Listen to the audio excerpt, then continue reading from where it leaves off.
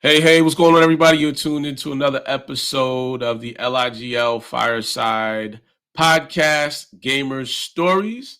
If you haven't seen our very first episode, make sure you check that out. But this one is going to be another one to enjoy. So right now we have our special guest, Delano. He's from he's on Long Island. I don't know if he's from Long Island, but I'm gonna let him tell you a little bit about himself, and we're gonna dive right in. All right. Like he said, nice to be here, man. I appreciate the introduction. Yeah, I'm Delano. I am from Long Island. I've been here since like fourth grade elementary school. Nice. Um I went to Grand Avenue, Lawrence Road, Uniondale. And, I'm still out here now. I own a game trucking business, so you might have seen my truck around, might have seen me around if you're like in the Nassau or Suffolk area. Shoot. Even NYC, I'm in Brooklyn, Queens, Manhattan, Harlem, Yonkers, all those places. So Wow, that's what's yeah, up. That's so what's up, yeah, man. gaming's a passion for me. So Nah, we love it. We love it, man. And that's the type of people we like to have, on the show. It's a good time. So many things that encompass gaming, from the casual gamer to the competitive gamer. So, with that being said, what type of gamer would you say you are? Are you more casual or more like competitive? oh, I guess it's a twofold answer to that because when I'm home, like say I'm home, I know nowadays a lot of gaming is done online. When I'm home, I'm more casual. Now, Mm, like when I'm around people, like we used to do in the old days, like those couch games, the Street Fighter, the Mortal Kombat, shoot, Super Smash Brothers. I am very yeah. competitive. Oh, okay. Super Smash Bros. Let's talk about it because that was he's like, yo, I'm competitive with that one. So let's talk about it. What's tell us about this love for Super Smash Brothers and kind of how you got into it. Ah man, shoot, might be showing my age a little bit, but It's all good, um, man. Listen, it's the casual, man. We grown up in these streets, but we yeah, still we love the game. that's a fact. Yeah, the first Super Smash Brothers, man, Nintendo 64. Shoot, I could tell you that the commercial they had that just encapsulated me, where you just see all these Nintendo characters, and back then I was very heavy into like Pokemon and I like Super Mario and all of that stuff. So when you Yeah. see that commercial hit and everything is all sunshine and flowers in the commercial, and then they start beating each other up, you're like, oh man, that looks crazy. I need to get that game. Yeah. So Definitely. Hmm. yeah, so when that game finally came out, me and a couple of my friends from around the way, we'd always play each other all the time, like day and night. It didn't even matter. And as you know, most people who play Smash Brothers know Smash Brothers has been out.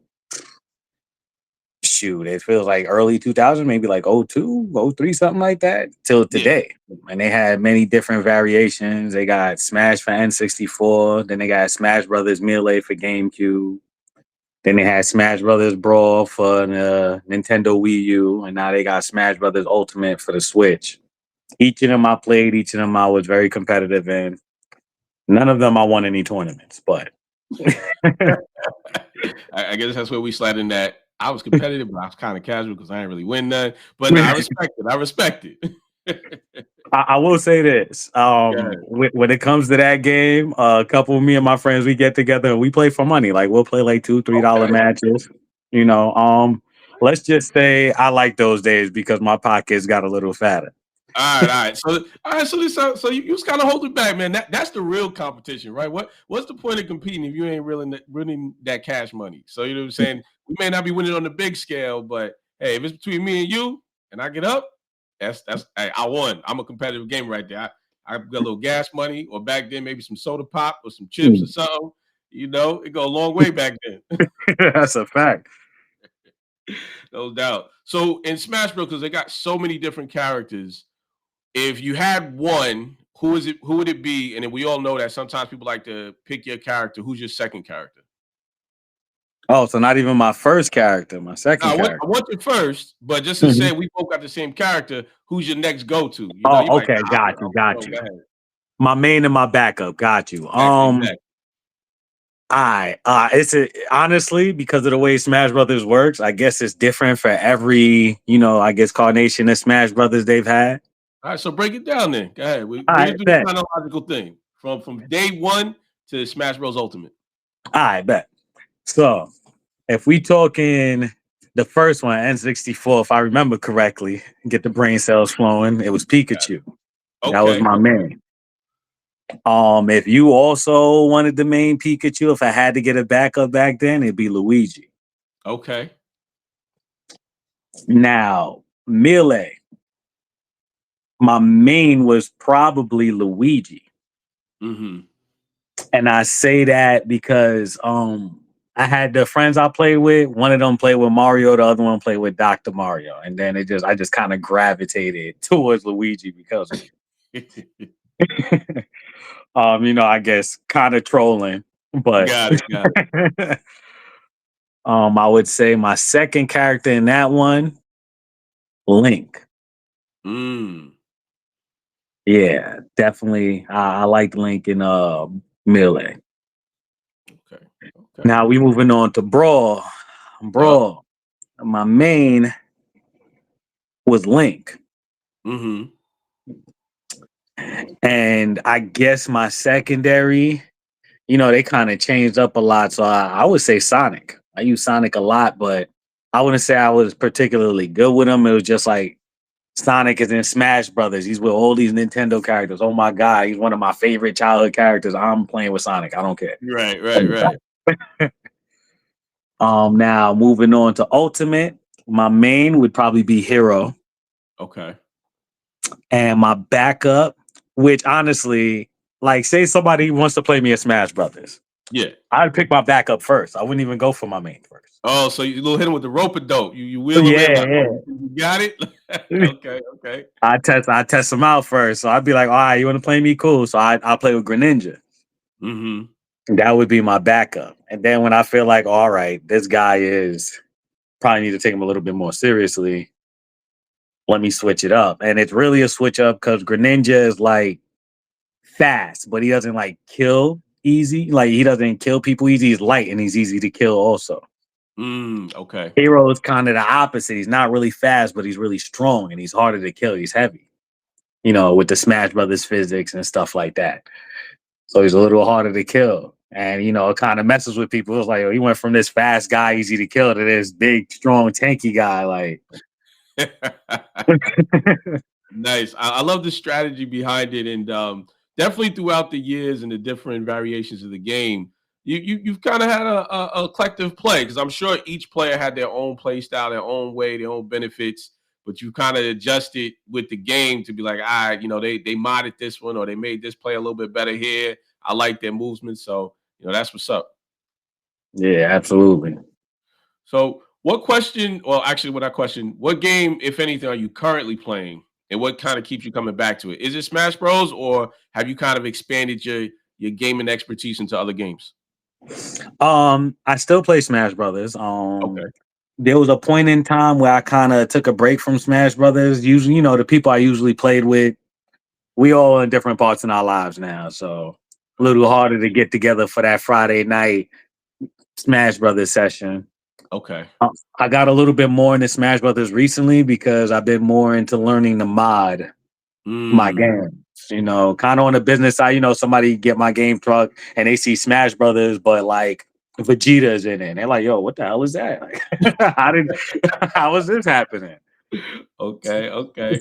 So I've been working on that, and I've had a couple of events where people show up and they see that and they're like just kind of blown away by that. But as for what I'm currently playing, Dragon Ball Sparking Zero. Ah, that's another classic right there. Mm-hmm. That game's been around since, I would almost call it the Roblox days, right? Roblox and you got Minecraft, them characters is all blocky, and that game's Oh, been around since the time where it's been like, you have Vegeta looking like a blockhead, and now um, that's the animation is ridiculous. But let's talk about because I haven't played it yet. So tell me what your first experience has been with playing Spark Zero. Sparking Zero, me being a little lame sometimes. I tried to make a spectacle of it. I grabbed a couple of my friends and we went into the Okay. gaming truck. I put all the volume up on the TVs. I had it played on every TV, and I just went right into story mode. And immediately I'm like, Mhm. wow. This Yeah. game is like if you're somebody watching it, it definitely seems like something straight off of the anime or just something you're interested in seeing it. When you're the one playing, Yeah. it's a lot. Like it's a lot you got to try and keep track of, and it's very fast paced.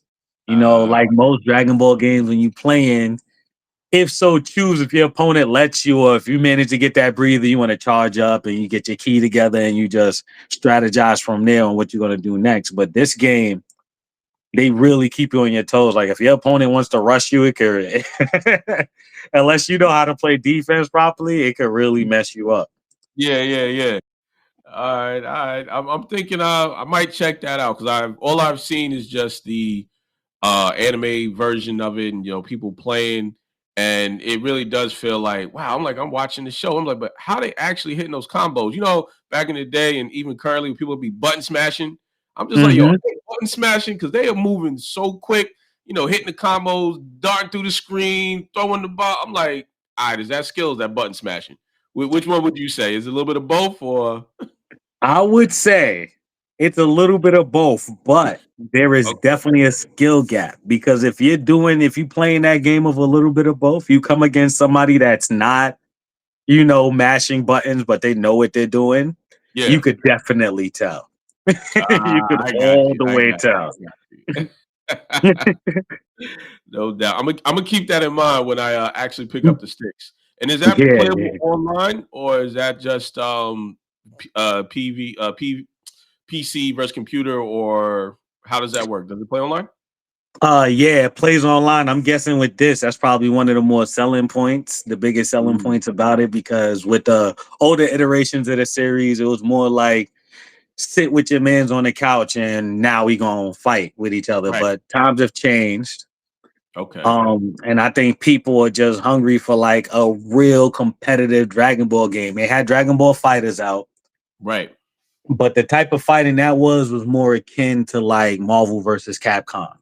Okay. The 2D type of fighting, which is great for some people, but other people is looking for more of like, I want to feel drawn into an animated fight from Dragon Ball type of thing. Mm, got So it. I Got think that's like, and now you get to play people online, and like I said, when you see that skill gap, you really see that skill gap, it. Okay. I and get that. it's the computer. I don't know if you've seen articles on it lately. I actually just read one where people are saying the game's too hard.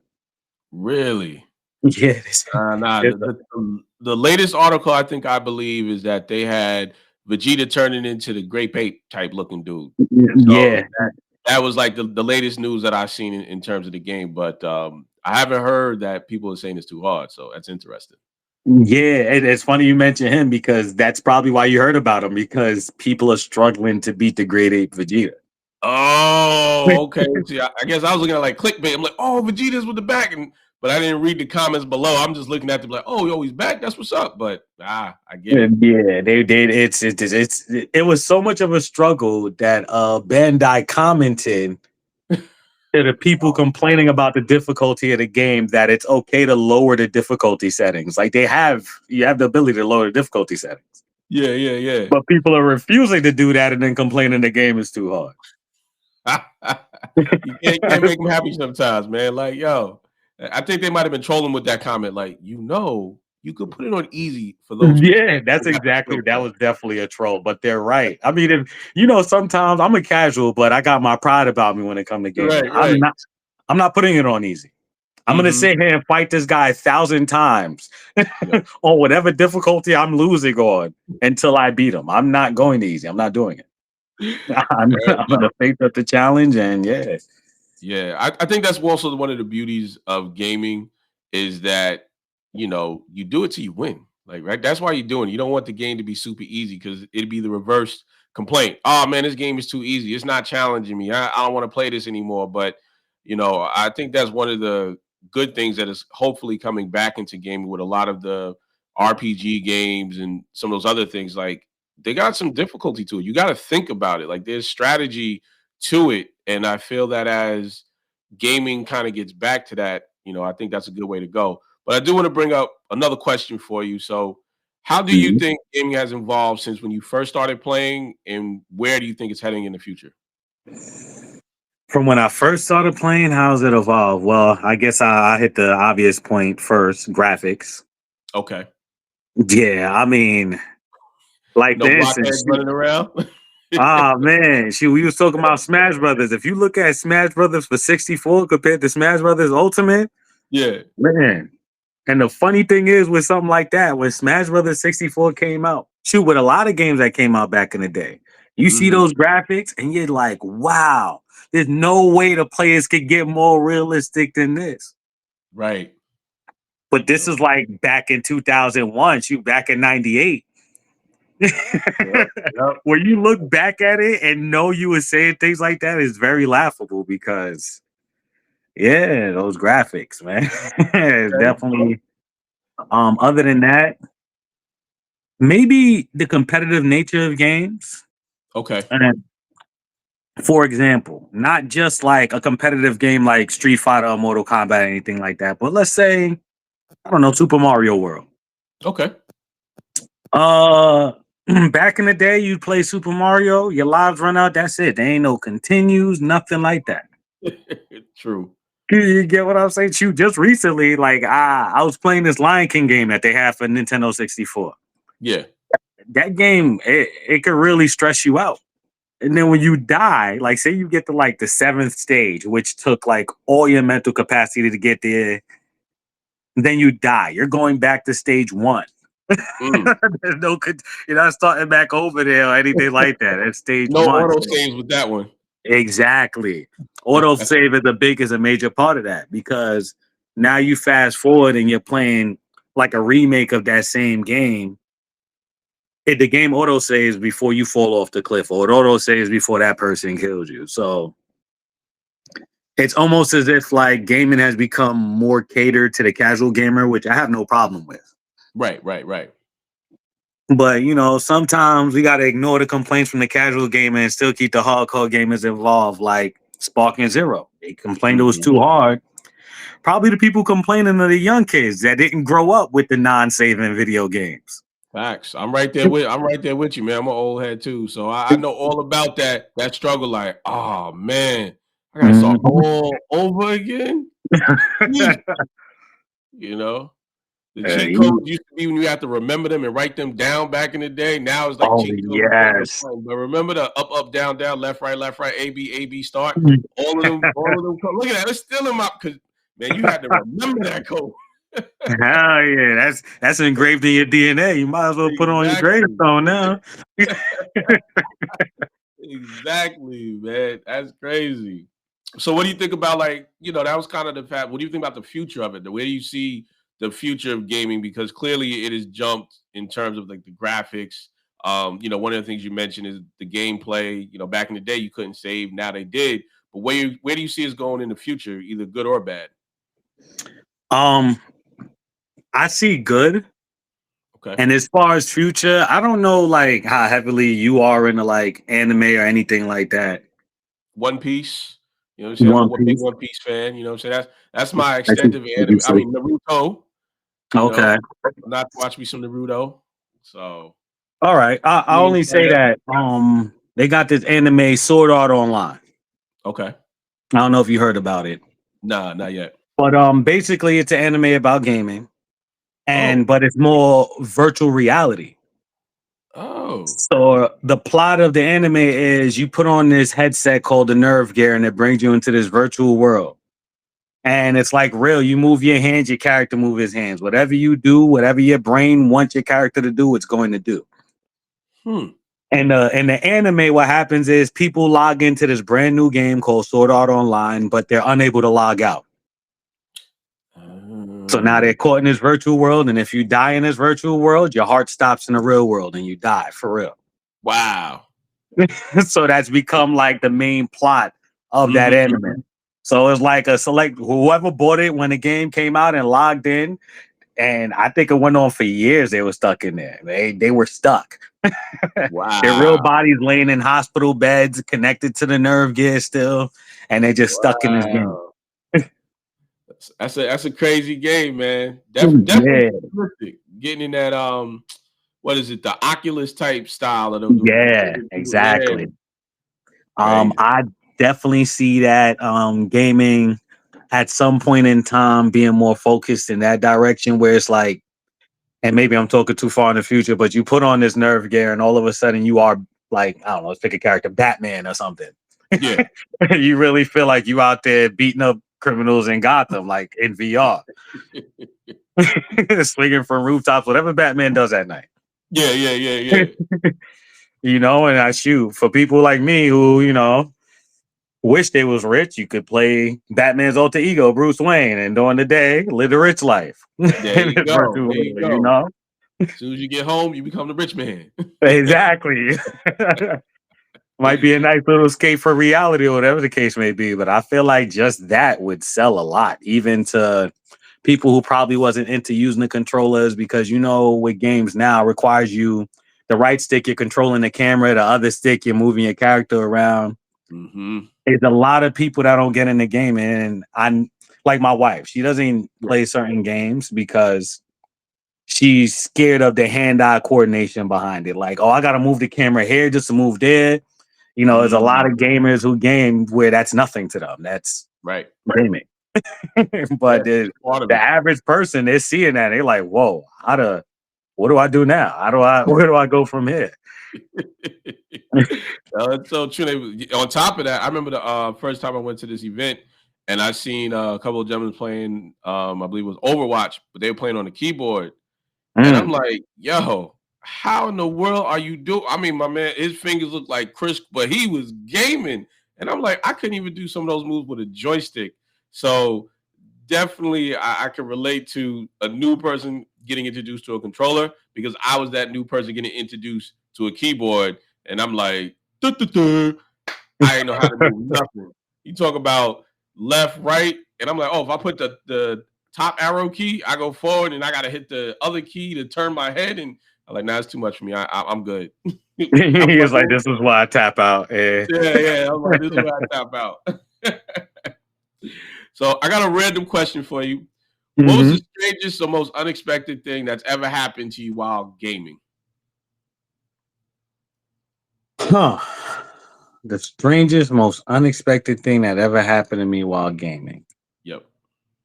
That is a very good question. I can't quite trying to think of all my gaming moments. I mean, we could go with your most memorable one if you can't think of the strangest thing that's ever happened, but you could definitely hit us with the most memorable one, whatever pops in your head.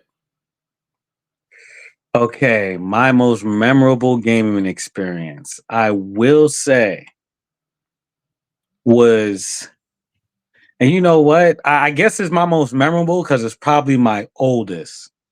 Mm-hmm. Um, Terminator. They had a Terminator game for Sega Genesis back in the day, Okay.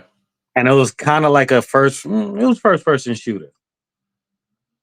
Mm-hmm. Difficult. And by back in the day, at the time, I was probably like 7, maybe 6, somewhere between like 6 and 8, somewhere in that realm. Yeah. And I'm just constantly going at this game, going at it, going at it, going at it. And then one day, I beat the first stage. Nice. And I was just telling my aunts and my uncles at the time I'm living with them, I'm just excited. And they're just looking at me like, wow, like you make this seem like you just conquered the world. I'm like, I did. It's like you The just don't know Terminator it world yet. now belongs to me.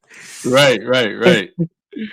Oh man, that's too funny. But you know what is crazy because the nostalgia of gaming, and I know you mentioned you have the gaming truck, but back then when you used to play game to now it's a business that you have running and everything like that. It just boggles my mind how much gaming itself, the nostalgia of it, is that you're never really too old to game, and it really never goes away. Even though a lot of people are kind of talking about it right now, but people like ourselves and a lot of the listeners who are probably out there, gaming's always been there. You know what I'm saying? It's not this new thing, so to speak. It's just new how it's being presented and the opportunities that it has. Now, would you say that gaming has influenced your outside of the gaming world and playing video games? Has it influenced your outside life, whether your work, your creativity, or just life in general? Um, I feel as an avid gamer Mm-hmm. that it's almost impossible for gaming not to influence your outside life. Mm, And I'd even take it like a little deeper to say I feel that way because the reason why most of us game is to escape what's happening here. got you. And though you're not looking for that permanent escape, you're not looking to like, just I don't know, you married and your kids is bothering. You're not looking to like escape to Paris without them or nothing like that. You're just looking for that little bit of peace of mind. I guess on the mental health side of things, Mm-hmm. if I'm frustrated, I could play a game. And especially nowadays, I get online with friends, people I never met before. I have friends from gaming that we met, say, playing Grand Theft Auto, and then a year or two later, they're at my house and we're partying, that kind of I thing. love it. So if you game, I couldn't see how it doesn't affect your outside life, whether it's your mental health, whether it's socially, because even the most socially awkward person, if they game, you go on a friends list and they got people they gaming with every night, or they got people who's looking for them to game with them every night, friends essentially. Yeah. That help keep their sanity. People they probably share things with, they wouldn't share with other people that they see on their day-to-day basis, whether it be Mm-hmm. co-workers or family members or stuff like that. They might hop on their PlayStation or their Xbox, and then I don't know, Tasty Snacks 3999, who's been their friend for that long. Yeah, yeah, They yeah. feel comfortable just, confiding in them. Yeah. No, You know what I'm I saying? love that, man. It's so true because from a gamer's perspective, like I said, we understand the nostalgia of it, but you hit on a big part was the psychology of it, and a lot of times from what I've heard in the industry, the psychology of the gamer like is this depressive, reclusive thing, but it really is a therapeutic thing when you understand that, and a lot of people don't see it as, oh, it's therapeutic. Like if a kid's always playing some video games, that might be his outlet, right? He may be doing something else that isn't as productive or getting himself into trouble. And people just like, oh, well, all he does is play video games. So there is a therapeutic aspect of it. I don't feel it's often talked about. So I'm really glad that you were able to speak about that, but give context to how it's affected or how it is applied to you in your real life. So I love that. Now, since everybody is listening, they want to learn something, right? And you've been Mhm. gaming for a minute. What is a hidden gem of a game you think more people should know about? What is some juice? What is a tip? What is some advice? What is something you could drop on them? A hidden gem of a game. You Yeah. talking like a game where I feel like a lot of people don't know about and I want to put them on? Yeah, you could put them on, or if there's some type of move that somebody could do, say in Smash Bros. Okay. Ultimate, like what Okay. is something that you'd be like, yo, I know people don't know about this, but I'm gonna put them on. So you could tell us a game that people don't know and should try, and then if you can, what is some type of strategy or tip in a game that you're familiar with that people should actually try out? Okay. All right. I'm gonna go with I got two games Go and ahead, break it down, break it down. past and present. I'm gonna Okay. start with the past. The past game. And I guess if you're more into like RPGs, like Mhm. JRPGs, I guess you probably know this game, but I also know there's a lot of people that don't. And Okay. it's one of the few games for PlayStation back in the day where they had multiple discs. Okay. It's called The Legend of Dragoon. Mm-hmm.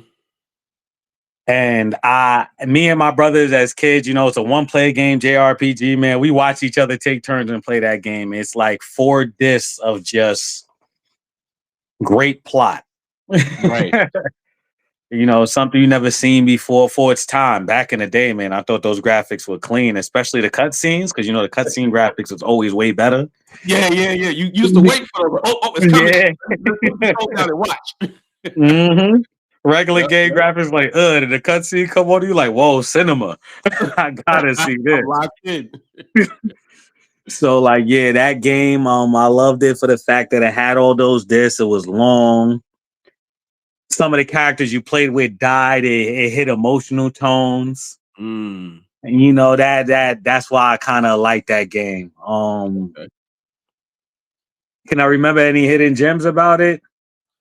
No. I Okay. think it's pretty straightforward. Well, actually, one thing is make sure you got your button timing right, because just the game mechanics on when you attack, you're gonna, yeah, You got it. You you're got gonna, it. See that? Look, see some newbie who heard you talk about it on the podcast, like, yo, I'm gonna get that game. You just helped him out a lot with yeah, that simple gem. yeah, yeah. All right, now for the new school game, if you want to call it new school, this game is very basic. It's a very basic game. I discovered it on random. I was playing Xbox. It was on the Game Pass. The game is Okay. called Played Up. Okay.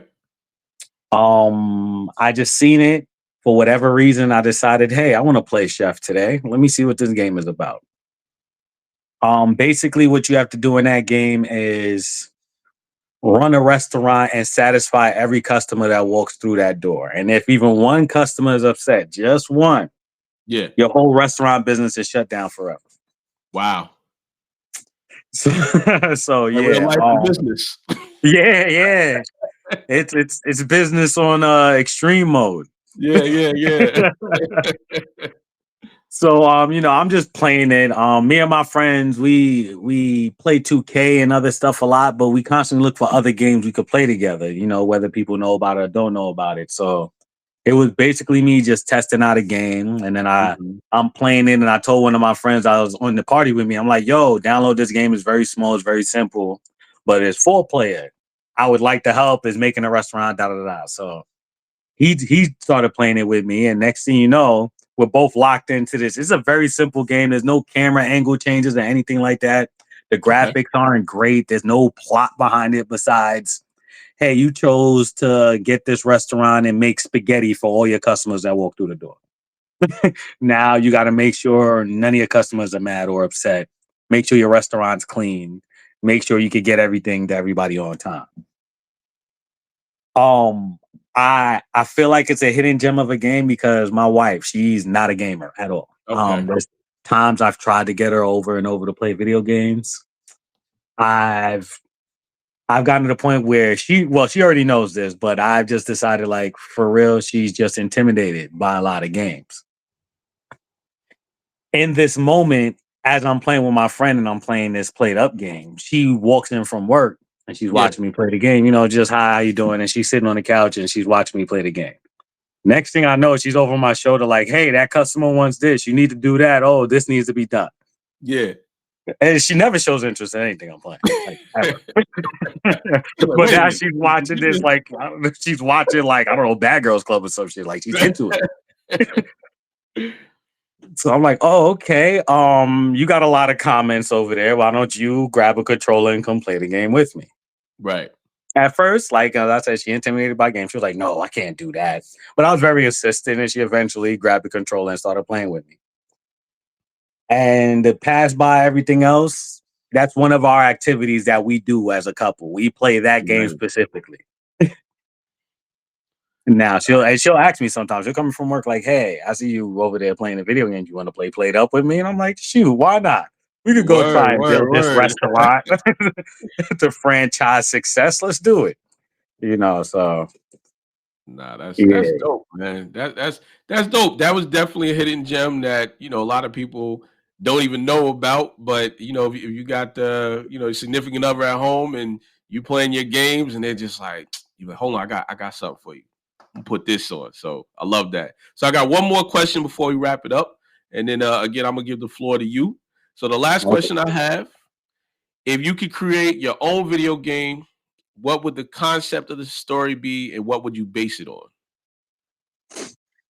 And a game name. So you got to give it a name. Oh, I gotta give it. Damn, it's a lot on Yeah, the yeah, spot. that's Then right. That's right, man. It's Fireside. It's Fireside. all You got to think about right, this. I got you. I got you. All right, so on the spot questions Yeah, require on the spot answers. I got you. that's So right. see, see here. All right. A game. I'd probably go RPG with it because I'm a big fan of plot. Okay. So it's gonna be an RPG game heavy on a plot. And shoot, I could even give you a step further. Go It'd ahead. be a plot about a hero, maybe where his ability is he could control reality with a video game controller or something. Okay. Okay. Something like that. Now he's altered, you're going through this RPG game with this, I don't want to say linear story, but I guess to get the plot points the way you want to get it, a linear Yeah. story is probably best. Okay. Where this person is now using this controller to pretty much save an unraveling reality or something. Let's just make the stakes super Mm, high. got it. Got it. Reality Got at it. its core is just unraveling, and this controller is the key to saving it all. I love it. I love it. So yeah, something like that. All right. And what would be a hypothetical name for this game? Um, uh, God controller. All right. All right. My man's good on the spot. He was like, "Yo, I got the concept, but that name, I Yeah. like it. God's controller." Then you can make variations. God's controller part 2, part 3, Yep. God's controller remade. God's Nah, I love it. joysticks. I don't know. Yeah. Nah, I love it. I love it, man. I love you just, going with the flow, answering the questions. It's a great combo, just kicking it. So now I want to kind of leave the floor to you. There might be some things you want to talk about, some things that you're passionate about. Even your business. The floor is yours before I close up the show. Okay. Well, as far as my business goes, I am very passionate about it. What a lot of people don't know, like people see when I pull up with the business and they ask a lot of questions about the business. For me, it was like it's kind of like it's not a stepping stone because for Okay. many years when I was doing my other jobs, I'm working my 9 to 5s and doing what I had to do to, keep the lights on, pay the bills. Facts. I always dreamed about opening up like a video gaming lounge. Like I noticed I've seen one or two in the area, Mm-hmm. but for some reason, it's like for well over a decade, it's been like a dream of mine to just have a lounge where like people could come and order food and play video games. I don't know exactly how I was gonna incorporate it, like maybe put the screens in the table or some shit like that. Like Right, I right, don't right. know. Okay, okay. So yeah, once I realized that financially that might be a long ways off and I Mm-hmm. need something to happen right now, I found a little bit more of affordable option that I could, grasp onto. I seen people more in like the South where the warmer weather is, they was doing video game trucks. So Okay. I went down that route, decided to get the truck. And it was a major decision, I guess, for me and my family because I went from working for the city on Rikers Island as a correction officer where I'm making Right. like 6 figures to like, all right, now I don't have a job. I've decided to throw pension and all of that away to a better lifestyle for me and my family. Because with that, I'm working 16, 18-hour days. I come Mm. home, all I do is sleep. On my days off, all I did was sleep. Didn't even Right. have time for the gaming I passionately love so much. So, I needed the lifestyle change. When people ask me about it, I kind of I don't mean to like project onto them, but I'm like, yo, look, I'm a strong believer. And you mentioned One Piece earlier. I love One Piece, and the reason I love One Piece is a major theme in it is freedom. Yeah. Facts. Yeah, I'm a strong believer in freedom, and I guess that's why I kind of got that kinship with video games because a lot of games give you freedoms you wouldn't have otherwise. Mm-hmm. And so, just to like it kind of romanticizes it all for the gamer or whatever not, but we need that. We all human, we all go through our things. We need things like that. So Yeah. when people talk about I really wanted to do this, but this is what I do with my life, and I really wanted to do that, but this is what I do, I tell them, yo, go for it. And I Mm-hmm. promise you're gonna run into moments where you feel like giving up or you're gonna fall on your face. Shoot, I'm still falling on my face. I might go out to do something tomorrow and fall on my face, but I like what I do. Shoot, Right, I love right, what I right. You're do. doing it for you. That's what's up. Yeah. So whether I make the money or don't make the money, when I'm out there and I am doing the things, boy, man, it's a great feeling. It's a feeling I never had doing anything else in life. So it's where Mm. I'm supposed to be. I love that, man. Much respect for you for taking that leap of faith, doing what you're doing and doing it well, and based on passion and a lot of passion that from the industry people wouldn't even think of having the opportunity to do what you're doing right now. Like it didn't exist before, and here you are thriving in something that, give or take, 5 years ago wasn't even feasible. You know, Yeah, so exactly. so that's definitely what's up. Now, do you want to leave any contact information for people to possibly contact with you? Might want to work with you or connect with you, game with you, gamer tags, anything like that? You want to leave for the people? Oh yeah, all right. We gonna start with the gamer tag. I got Okay. a couple gamer tags because of the game truck. I got like 10 different gamer tags, but the one I actually use, I mainly play on Xbox. My gamer Mhm. tag is and don't try and flame me for this because every time I meet somebody new on Xbox, they try and flame me, and I gotta explain it. Is Goofy Sculpture. Gamer tag is Goofy. I ain't gonna blame you. I'm gonna take it. Go ahead. Reason, because now I gotta explain myself. That You got, last you makes got me to, want you to got explain myself. to. When I first got Xbox, I let Xbox choose my name, and that's the name it gave me, and I just Okay. stuck with it. People ask me All all the right. time, "Why don't you change it?" And I'm like, "It's so unique. There's no numbers to it. It's conversation Right. starter. I'm keeping it. I am Goofy Sculpture now." I love it. I love it. I love the origin story of that one, man. You gotta respect it once you get the origin story. Look, man, origin, man, it's important to every story. The beginning is important to every story. Facts. But as far as Instagram, probably be more interested in my business Instagram, which is tempered_steel_gaming. That's the name of my business, Tempered Steel Gaming. Facebook, the same. Mhm. Website, temperedsteelgaming.com. Mhm. Uh Contact info. If you want a phone number, I get the business phone number. I don't have people blowing up my personal line, but Nah, I feel you. There's sometimes how I be like, "Yo, how did you? Here's my yeah. business number. Call it, leave a message." All right. Well, yeah, the business number 516-738-8891. Yeah, that's right. That one. So, even if it was, I got you. I'll go back and I'll correct it. But so make sure people can get in contact with you. So you good. Okay. Appreciate that. But yeah, man, this has been a blast, man. Conversation's great. All right, all Definitely right. something I'm willing to do again in the future. Oh, for sure, man. Listen, we will do it again. And I appreciate you jumping on and being a part of the Fireside Gamer Stories podcast by the Long Island Gaming League. So much appreciated to everybody who is listening. And for the future listeners, make sure to like, subscribe, share. And if you're interested in being a guest, and especially if you're from the Long Island area, because there are a lot of us out here, make sure you hit us up. Make sure to hit up Tempered Steel. Follow them on Instagram. If you're looking for a gaming truck, they are the people to hit you up. And not only is the origin story legit, he's a legit gamer, so he's going to give you a good time, and he might match you up in some Smash Bros. Ultimate at the end of the day. So Oh thank yeah. you all for tuning in with us, and we're out.